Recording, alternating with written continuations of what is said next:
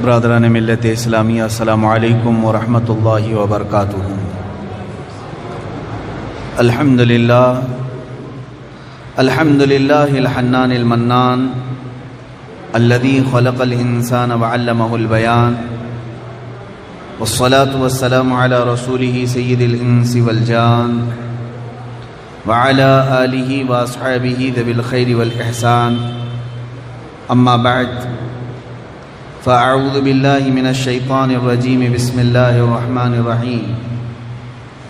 اليوم اکملت لکم دینکم واتممت علیکم نعمتی ورضیت لکم الاسلام دینا، صدق اللہ مولانا العظیم۔ بارگاہ رسالت معاب صلی اللہ تعالی علیہ وسلم میں درود پاک کا ہدیہ پیش کریں۔ اللہم صلی علی سیدنا و مولانا محمد معدن الجود والکرم وآلہ واصحابہ الکرام وابنہ الکریم وبارک وسلم صلاۃ دائمۃ سرمدا ابدا۔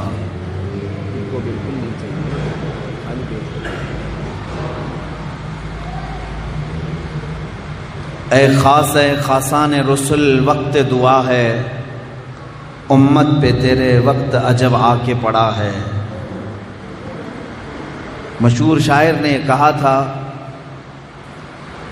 جو دین بڑی شان سے نکلا تھا وطن سے، وہ آج پردیس میں غریب الغربا ہے۔ عزیزان گرامی، اللہ تبارک و تعالیٰ نے جو ہمیں اسلام دیا، اس پر خود قرآن میں اللہ یوں فرماتا ہے کہ آج کے دن میں نے دین مکمل کر دیا اور اپنی ساری جو نعمتیں تھیں وہ تمہیں دے دیا۔ اتممت علیکم نعمتی، میری نعمتیں پوری کر دیا اسلام دے کر۔ ورضیت لکم الاسلام دینا، اور رب تعالیٰ فرماتا ہے کہ میں تمہیں اسلام دے کر راضی ہو گیا۔ اللہ رب العزت کا پسندیدہ دین اگر کوئی ہے تو صرف اور صرف اسلام ہے۔ میرے عزیزو، لیکن شاعر نے جو کہا اس پر مجھے آج بات کرنی ہے۔ رسول پاک صلی اللہ علیہ وسلم کی بارگاہ میں شاعر استغاثہ کر رہا ہے، مدد کی بھیک مانگ رہا ہے۔ اے خاصان رسول، وقت دعا ہے۔ اے رسولوں کے رسول، آج ہماری مدد کی ضرورت ہے۔ امت پہ تیرے وقت عجب آ کے پڑا ہے۔ اے رسول پاک، آپ کی امت پر جو آج وقت آیا ہے ایسا پہلے کبھی نہیں آیا تھا۔ وہ کون سا وقت ایسا آ گیا کہ بارگاہ رسول میں ایسی استغاثہ کرنی پڑی؟ میرے عزیزو، پہلے بھی شکایتیں ہوتی رہی ہوں گی کہ ظالم ہمیں پریشان کر رہے ہیں، کافر ہمیں ستا رہے ہیں، مشرکین ہمیں گھیرنے کی کوشش کر رہے ہیں، پہلے سے چلا آ رہا ہے۔ لیکن آج جو وقت اسلام پر آیا ہے وہ کیا ہے؟ میں توجہ چاہتا ہوں آپ سب کی۔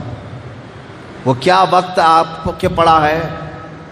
کفار و مشرکین ظالم تو ستاتے ہی رہے، اسلام کے اوپر حملے ہوتے ہی رہے، لیکن اے رسول پاک، آج آپ کی امت پر ایسا وقت آیا ہے کہ اس اسلام پر سب سے زیادہ اس کے ماننے والے ہی ناانصافی کر رہے ہیں۔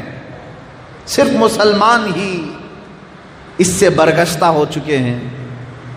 یہ وقت ایسا ہے میرے نبی کی بارگاہ میں استغاثہ کرنے کا کہ ہم اوروں کے ظلم کی کیا شکایت کریں میرے آقا، خود ہم اس اسلام کے خلاف سازشوں میں شریک ہو جاتے ہیں۔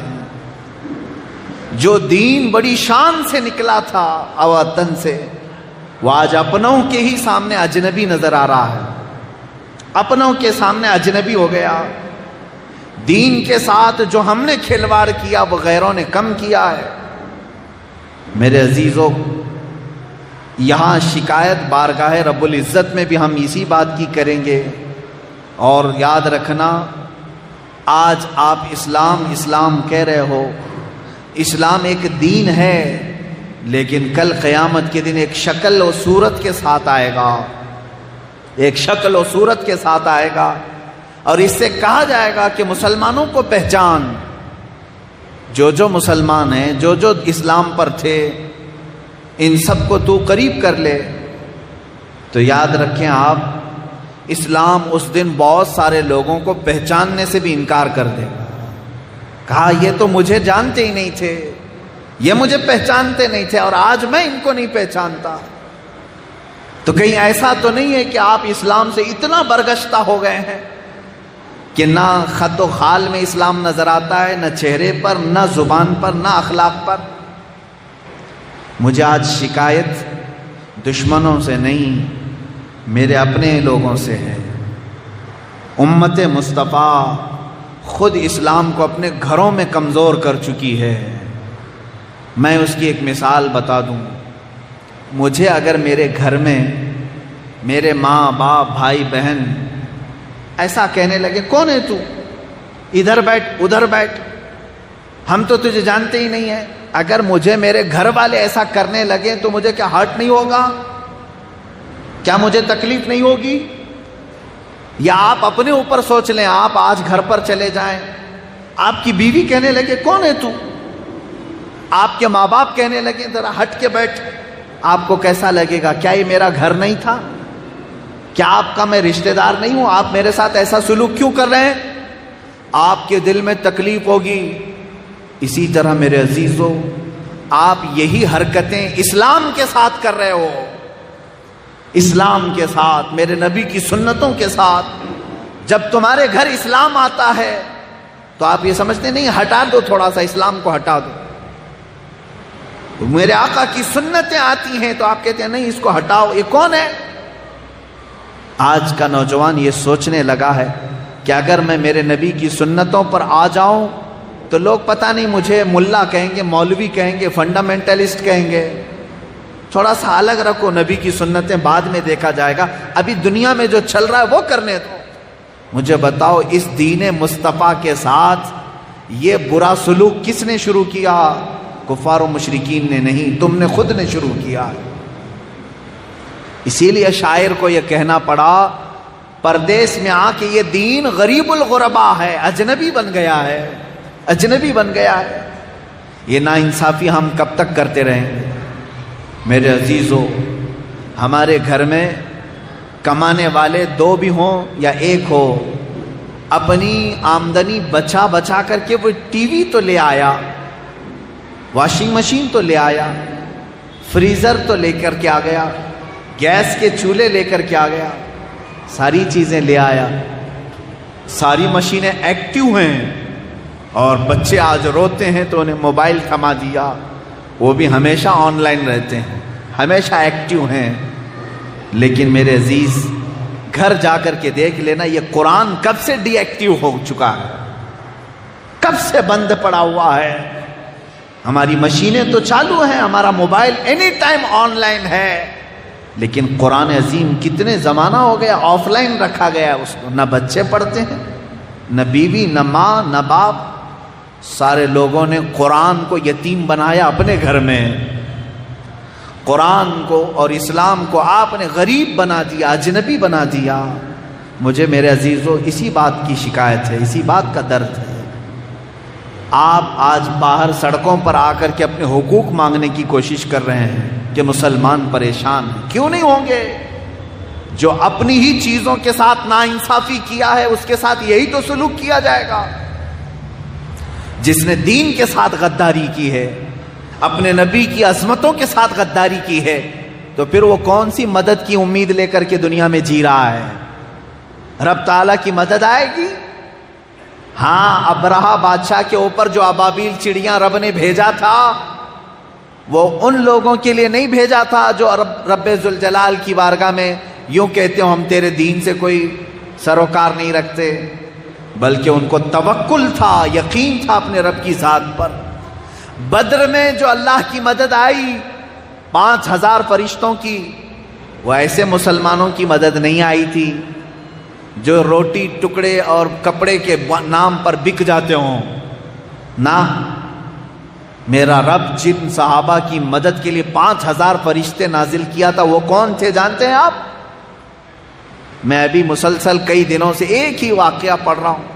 جب پڑھتا ہوں میری آنکھیں بھیگتی ہیں، جب پڑھ رہا ہوں. اے نبی پاک، کون سی فوج آپ نے جمع کر لی تھی؟ کون سی فوج تھی یہ صحابہ کی جو فوج تھی؟ میں آج آپ کو بتاؤں گا تو آپ کو بھی دل مچلنے لگے گا میرے عزیز. جس کا ضمیر بیدار ہے وہ ضرور کپ کپی محسوس کرے گا. ایک وقت ایسا آیا ہے میرے نبی کے صحابہ پر، 550 صحابہ مل کر کے خندق کھود رہے ہیں جنگ خندق کے موقع پر، اور خود میرے آقا بھی کھود رہے ہیں، مٹی اٹھا رہے ہیں، ٹوکریوں میں پتھر اٹھا رہے ہیں اور لے جا رہے ہیں، پھینک رہے ہیں، دن رات محنت کر رہے ہیں. کھانے کے لیے کیا تھا ان کے پاس؟ پورا دن گزر جاتا، کھانے کی کوئی چیز نہیں.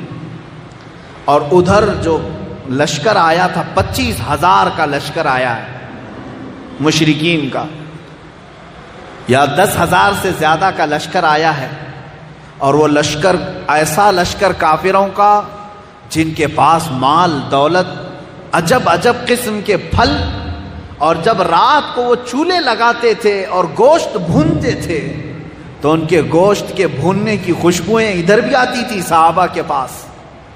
اور یہ نہتے صحابہ جو چند ہزار کی تعداد میں تھے میرے نبی کے ساتھ کھڑے تھے، بھوک کی وجہ سے پیٹ پیٹ سے لگ رہا تھا. ہر صحابی کے پیٹ پر پتھر بندھا ہوا تھا اور میرے نبی کے پیٹ پر 2 پتھر بندھے ہوئے تھے. ادھر روٹیاں بھونی جا رہی تھی، تندور میں روٹیاں بنائی جا رہی، گوشت تندور پہ رکھا جا رہا ہے، بکرے بھون کر کے کھائے جا رہے ہیں.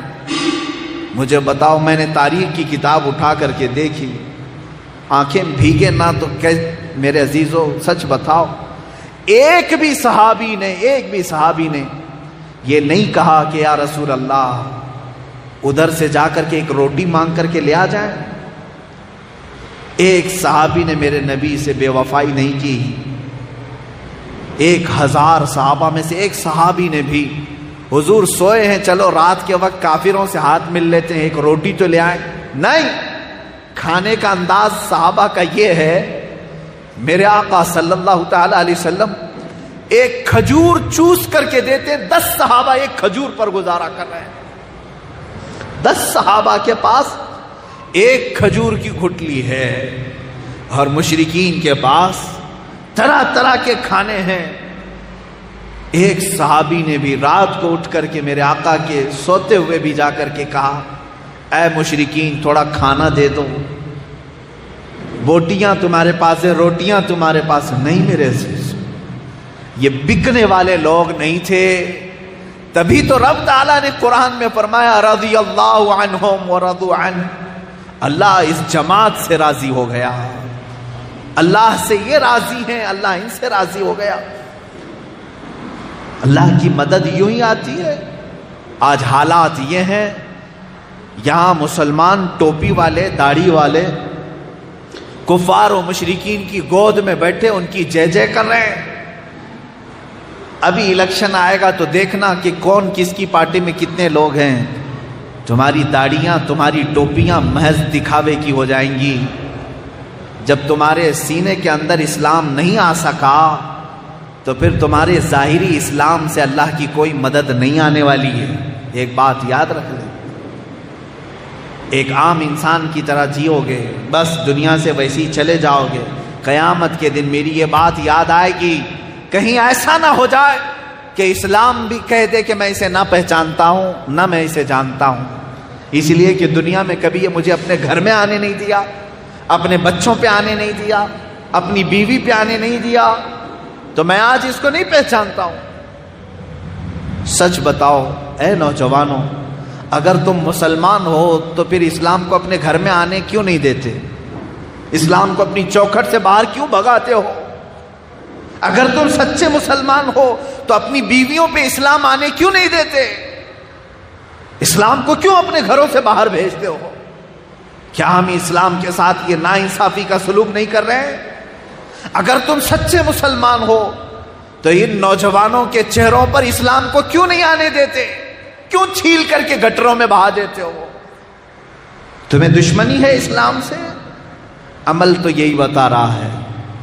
اگر تم اپنے بچوں کو اسلام سے محبت کرتے ہو تو ان کے ہاتھوں میں اسلام کیوں نہیں آنے دیتے؟ قرآن کیوں نہیں آنے دیتے؟ کہیں تو ہے۔ اسی لیے اقبال نے کہا تھا، خرد نے کہہ دیا لا الہ تو کیا حاصل، دل و نگاہ جو مسلمان نہیں تو کچھ بھی نہیں۔ تم لا الہ الا اللہ پڑھتے رہو، لیکن جب تمہارا دل اور تمہاری نگاہیں اسلام میں آنا ہی نہیں چاہتی تو یہ لا الہ کا بھی کوئی حاصل نہیں ہوگا۔ تم کیا سمجھتے ہو سفید کپڑے پہننے کا نام اسلام ہے؟ بڑے کا گوشت کھا لینے کا نام اسلام ہے؟ سال میں ایک مرتبہ نیاز فاتحہ کر لینے کا نام اسلام ہے؟ میرے عزیزو، جس طرح میں سمجھتا ہوں تم اپنے بچوں کے ساتھ سلوک کرتے ہو، کاش اسلام کے ساتھ اتنا بھی سلوک کر لیتے۔ میں آج سمجھتا ہوں کہ ہمارا اسلام بہت بلندی پر ہوتا۔ آپ سوچ رہے ہوں گے ہاں بالکل میں سچ کہہ رہا ہوں، ہم اپنے بچوں سے بھی زیادہ اس کے ساتھ غیر کا سلوک کرتے ہیں۔ آپ دیکھتے نہیں ہیں، تمہارا بچہ ہے، صبح سے تمہاری آنکھوں کے سامنے ہے، اور تھوڑی دیر کے لیے کھیلنے کے لیے باہر گیا، لیٹ ہو گیا تو بے چین ہو گئے، کہاں ہے میرا بچہ، کہاں ہے میرا بچہ؟ شام ہو گئی ابھی تک آیا کیوں نہیں؟ اتنے بے قرار ہوتے ہو۔ آیا گھر میں، دھول لگی ہوئی تھی، چہرہ پوچھ دیا، اس کو دھلا دیا، کہاں گیا تھا میرے بچے، اتنی دیر باہر کیوں چلا گیا تھا؟ اے میرے عزیز، تم اپنے بچوں کے ساتھ ہی کرتے ہو۔ جاؤ اپنے گھروں میں دیکھ لینا میرا اسلام کہاں گیا، میرا دین کہاں غائب ہو گیا؟ ارے اس کو جا کر کے تمہارے گھروں سے برسوں ہو گئے، واپس آنے کا انتظار بھی نہیں کر رہے، گھروں سے غائب ہے۔ میں یہ بات اگرچہ کہہ رہا ہوں کڑوی ضرور ہے، کیونکہ میرے مصطفیٰ صلی اللہ علیہ وسلم نے فرمایا جس گھر میں قرآن کی تلاوت نہیں ہوتی ہے اس گھر میں مردے رہتے ہیں، مردے رہتے ہیں، کوئی زندہ نہیں رہتا ہے وہاں پر۔ کتنا زمانہ ہو گیا قرآن گھروں میں نہیں پڑھا گیا، تو گویا کہ تمہارے گھروں سے اسلام باہر جا چکا ہے، تم نے اس کے آنے کا انتظار بھی نہیں کیا۔ تمہارے بچے کھو جائیں تو بار بار احساس کرتے ہو، تمہارے چہروں سے اسلام چلا گیا۔ کبھی پوچھا کہ اسلام کب آئے گا میرے جسم پر، کب آئے گا میرے جسم پر؟ اس کے ساتھ سب سے بڑا غیر کا سلوک ہم نے خود کیا ہے، ہم نے خود کیا ہے، اس پر ظلم کے پہاڑ ڈھائے ہیں۔ یاد رکھنا یہ اسلام میرے نبی کی بارگاہ میں جا کر روز شکایت کرتا ہوگا، اے اللہ کے نبی آپ مجھے پوری دنیا میں پھیلانے کے لیے پتھر کھائے؟ طائف کی وادیوں میں آپ کی پیشانی انہوں نے لہو لہان کر دی۔ آپ اسلام ہی کو تو لے کر کے گئے تھے نا طائف، کیا لے کر کے گئے تھے؟ کیا لے کر؟ میرے نبی اپنا بزنس لے کر کے گئے تھے، میرے آقا اپنا تجارت کا سامان لے کر کے گئے تھے؟ نہیں میرے عزیز، ایک غلام صحابی زید بن حارثہ کے ساتھ میرا آقا طائف کی میدان میں صرف اسلام ہی تو لے کر گیا تھا، اور کیا لے کر گئے تھے؟ اور وہاں سے پتھر بھی کھائے، نوکیلے کانچ کے ٹکڑے بھی کھائے، پیشانی لہو لہان ہو گئی۔ آج یہ اسلام میرے نبی کے دربار میں شکایت ضرور کرے گا، اے آقا آپ مجھے لے کر طائف کے بازاروں تک چلے گئے تھے، لیکن آج آپ کی امت مجھے گھر سے نکال کر بھیج چکی ہے، آپ کا امتی اپنے گھروں سے مجھے بھیج چکا ہے، یہ غریب ہو گیا ہے، غریب الغربا ہے۔ آج اپنے پردیس میں آ کر اسلام غریب الغربا ہے، اپنی مجلسوں سے اسلام غائب، ہماری محفلوں سے اسلام غائب، ہمارے لیڈروں کے طور طریقوں سے اسلام غائب۔ ہم نے تو سارا دوسروں کا کلچر ایڈاپٹ کیا، اپنا کلچر ان میں پیش کرنے کی بجائے دوسروں کا کلچر ایڈاپٹ کیا۔ ارے یہاں تو 4 صحابہ آئے تھے، 4 صحابہ ہندوستان میں اسلام لے کر آئے تھے، یہ نہیں کہ یہاں کا کلچر لینے آئے تھے۔ 4 صحابہ آئے تھے سیدنا مالک بن دینار رضی اللہ تعالیٰ عنہ کے ساتھ، بعض روایات میں تعداد الگ مختلف ہے۔ جب وہ تشریف لائے تو مجھے ایک واقعہ یاد آتا ہے، ناریل کا درخت انہوں نے پہلی مرتبہ دیکھا تھا، اور اس طرح سے ناریل کے بہت سارے درخت ہوتے تھے۔ ان کو بتایا گیا کہ اس میں پانی ہوتا ہے، تو آپ کو کسی وہاں کے مقامی ایک نے کہا کہ ناریل ٹوٹ کر کے گر گیا، اس کو چھیلیے پانی آئے گا. آپ نے اٹھایا, لیکن اس سے کہا یہ درخت کس کا ہے, یہ ناریل کا جھاڑ, یہ درخت کس کا ہے؟ اس نے کہا یہ سب ایسی لوگوں کے ہوتے ہیں, جس کا ناریل جس کو ملے پی لے. کہا وہ تم پیتے ہوگے, میں مسلمان ہوں. جب تک یہ مالک درخت کا مجھے اجازت نہیں دے گا میں پانی نہیں پیوں. وہ جو سامنے شخص تھا وہ ہنسنے لگا کہ آپ پہلی مرتبہ ایسا دیکھ رہا ہوں, پھر بھی معلوم کرتا ہوں کس کا جھاڑ ہے. معلوم کیا تو اس شہر کا رہنے والا ایک کوئی شخص تھا, اس کے درخت تھے. اس کو بلایا. مالک بن دینار نے پوچھا کہ ایک درخت سے تیرے ناریل گر گیا تھا زمین پر, یہ بندہ اٹھا کر کے مجھے دیا ہے, مجھے پیاس بھی لگی ہے, کیا میں پی سکتا ہوں؟ وہ ہنسنے لگا. یہاں پینے کے لیے, پانی پینے کے لیے کبھی کسی کی اجازت نہیں لی جاتی, اور ناریل ہمارے یہاں بہت ہے.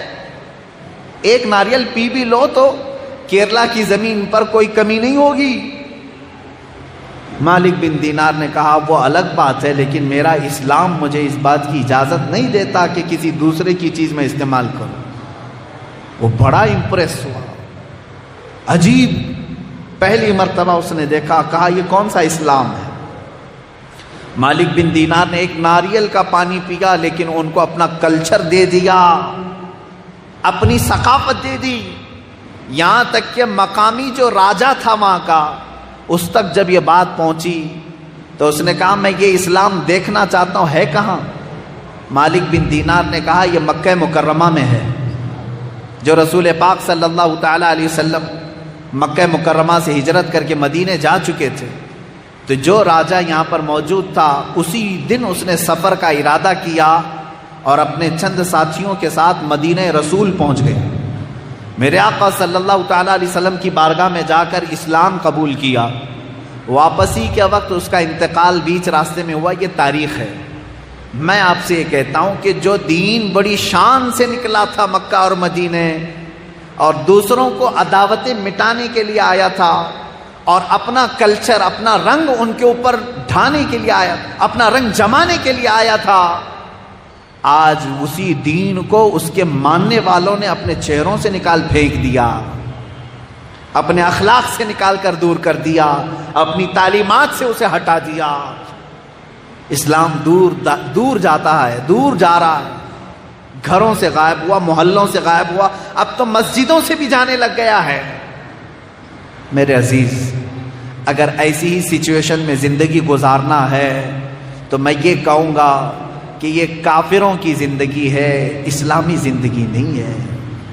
اسلامی زندگی وہ ہوتی ہے جہاں میرے آقا صلی اللہ تعالیٰ علیہ وسلم کی ایک آواز پر لبیک کہتے ہوئے ہر ایک کی گردن جھک جاتی ہے, ہر ایک کی گردن جھک جاتی ہے. شراب حرام ہوئی تو کسی نے یہ نہیں پوچھا میرے نبی سے کیوں حرام ہوئی, نہیں پوچھا. میرے آقا صلی اللہ تعالیٰ علیہ وسلم نے فرمایا جوا حرام ہے, کسی ایک صحابی نے بھی نہیں پوچھا کہ کیوں حرام ہے. میرے آقا نے فرمایا سود آج سے حرام ہے. جتنے صحابہ تھے سبوں نے, ایک صحابی نے بھی نہیں پوچھا کہ کیوں حرام ہے, بلکہ رسول نے جو فرما دیا وہی اسلام ہے. جب اس کو انہوں نے ایکسپٹ کیا دل سے, وہی صحابہ کی جماعت تھی جنہوں نے پوری دنیا میں اسلام کو روشناس کرایا اور چمکایا. اور آج اسلام کو جب تم اپنے اخلاق سے نکال کر دور کرو گے تو گویا کہ ظالموں کی شکایت بعد میں کرنا, اپنوں کی شکایت پہلے کرو. یہی میرا میسج تھا آج کے دن. میں خاص طور پر نوجوان بچوں سے کہوں گا, اس عظیم دین کو اگر تم نہیں اپناؤ گے تو کون اپنائے گا, کون اپنائے گا؟ ہر باپ کی یہ ذمہ داری ہے. باپ تو یہ چاہتا ہے کہ میرا بچہ نیک صالح فرما بردار ہو. کیا آپ میں سے کوئی یہ نہیں چاہتا؟ ہر ایک چاہتا ہے میری بیوی اچھی ہو, میرے بچے اچھے ہوں. کوئی بھی بے حیا دیکھنا نہیں چاہتا. جب تم اپنے بچوں کو اچھا دیکھنا چاہتے ہو, اپنی بیوی کو اچھا دیکھنا چاہتے ہو, تو جس فیکٹری سے یہ بچہ نکل رہا ہے وہ فیکٹری کتنی اچھی ہونی چاہیے. تم خود اپنے آپ کو کیوں نہیں بدلنا چاہتے؟ جب تمہارے اندر اسلام آ جائے گا تو دیکھنا اس فیکٹری سے جو بھی بچہ نکلے گا وہ حقیقی مسلمان بن کے نکلے گا, حقیقی مسلمان بنے گا. حالات کو تبدیل نہ کیا جائے تو قرآن کہتا ہے ان اللہ لا یغیر ما بقوم حتی یغیروا ما بانفسہم. بڑی بات کہہ رہا ہوں میں. رب تعالیٰ فرماتا بے شک اللہ اس وقت تک کسی قوم کی حالت نہیں بدلے گا جب تک وہ قوم خود اپنی حالت بدلنے کی فکر نہ کرے. قوت فکر و عمل پہلے فنا ہوتی ہے جب کسی قوم کی شوکت پہ زوال آتا ہے. زوال بندے مومن کا بے زری سے نہیں. اقبال نے کہا ہے ایمان والے کا جو زوال ہے یہ مال نہیں ہونے کی وجہ سے نہیں ہے، پیسے نہیں ہیں اس لیے عاجز ہیں، حکومت نہیں ہے اس لیے آج کمزور ہیں، نہیں، یہ اسباب نہیں ہیں تمہارے زوال کے. ارے وہ صحابہ جن کے پاس ایک کھجور کی گٹھلی 10 لوگ چوستے ہیں، جنگ بدر میں گئے ہیں 8 صحابہ کے درمیان ایک تلوار. ارے بے زری تو ان کے پاس تھی، پہننے کے لیے چپل نہیں تھے، مال کی کمی تو ان کے پاس تھی. زوال بندے مومن کا بے زری سے نہیں، سبب کچھ اور ہے جسے تو خود سمجھتا ہے. اقبال نے کہا ہے سبب کچھ اور ہے جسے تو خود سمجھتا ہے. زوال بندے مومن کا بے زری سے نہیں. وہ سبب کیا ہے جو تمہیں خود کو بھی معلوم ہے.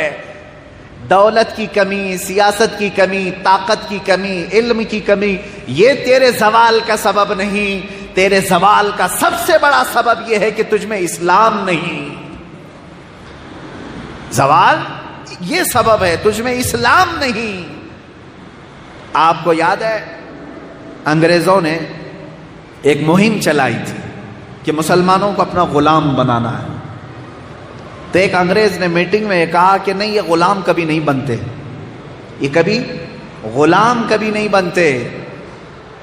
یہ 4 بھی ہوں تو ڈٹ کے کھڑے ہو جاتے ہیں، خوددار ہوتے ہیں. تو انگریز نے کیا کہا جانتے ہیں؟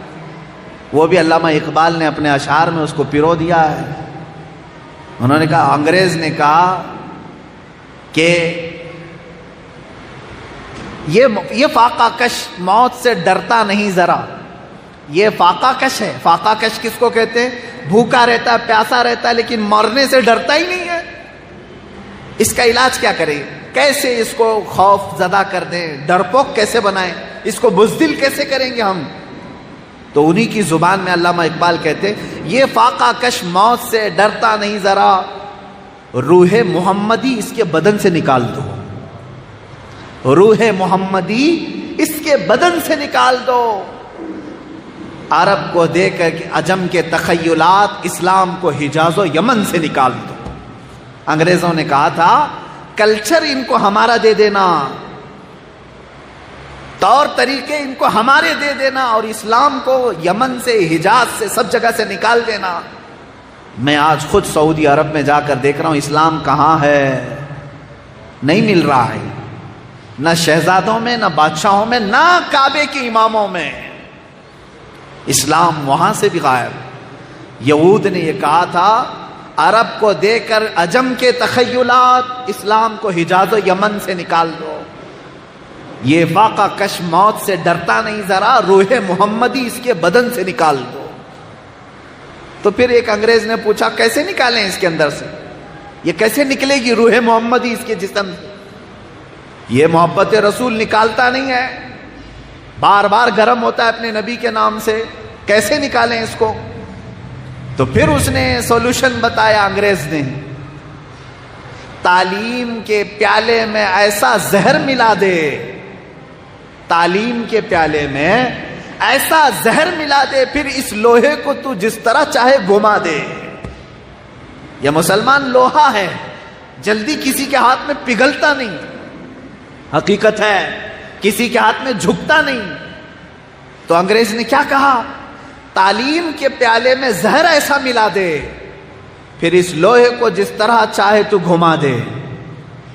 ایجوکیشن سسٹم میں ایسی تعلیم لے کے آ جا کہ ان کے بچے پڑھتے پڑھتے ایسا بے دین ہو جائیں کہ ان کے دلوں سے عشق محمدی ویسی فنا ہو چکی ہوگی.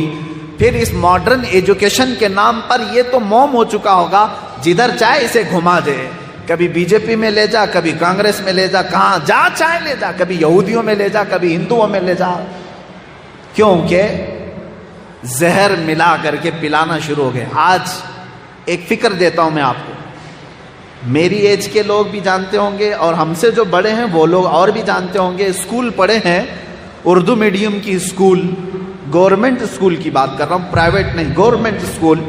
ہم نے اردو میڈیم کی اسکول میں میرے نبی صلی اللہ علیہ وسلم کے نام کا ایک چیپٹر پڑھا ہے۔